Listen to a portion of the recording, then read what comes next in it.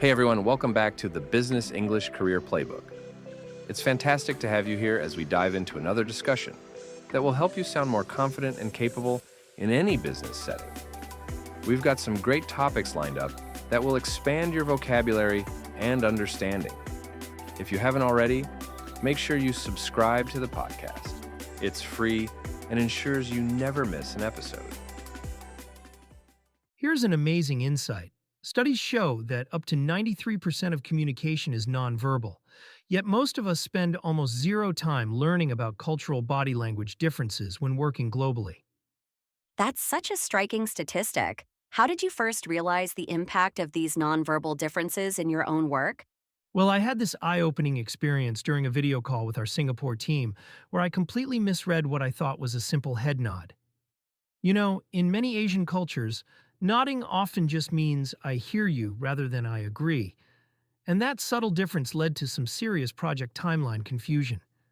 Hmm, that reminds me of research showing that misunderstandings in cross-cultural business communications cost companies an average of $62 million per year in lost productivity. That's exactly why this matters so much. And you know what's fascinating? Different cultures actually process information differently. Like, studies have shown that Western cultures tend to focus on individual objects in images, while East Asian cultures pay more attention to the relationship between objects. So, how does that impact day-to-day business communication?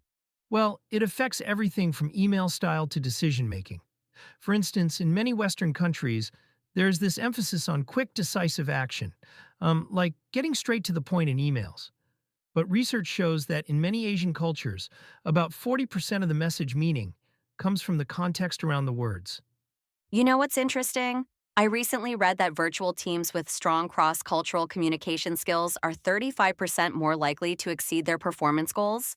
That's huge, and it makes sense when you consider how technology has transformed global work. Like, we're now managing teams across an average of 3.3 time zones, and about 65% of multinational companies report that cultural differences are their biggest communication challenge. Speaking of challenges, I've noticed how different cultures handle silence in meetings. In some Asian cultures, a pause of 5 to 7 seconds is considered normal reflection time, while Western participants often jump in after just 2 to 3 seconds.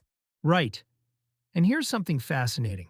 Studies show that Japanese business conversations contain about twice as many silent pauses as Western ones. It's not awkwardness, it's actually a sign of respect and careful consideration.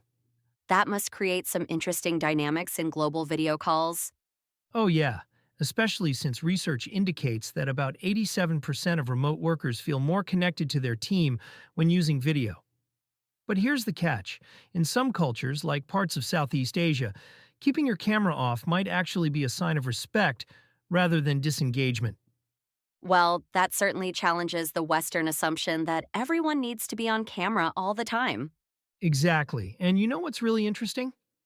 Studies show that teams who receive cross-cultural training see a 66% improvement in their collaboration effectiveness. But, and here's the kicker, only about 30% of companies actually provide this kind of training. Those numbers really highlight the gap between what we know works and what companies are actually doing. And here's another surprising finding. Organizations with inclusive communication practices are 6 times more likely to be innovative and agile. Like, when you create an environment where people feel comfortable expressing themselves in their own cultural style, you get this amazing diversity of thought and approach.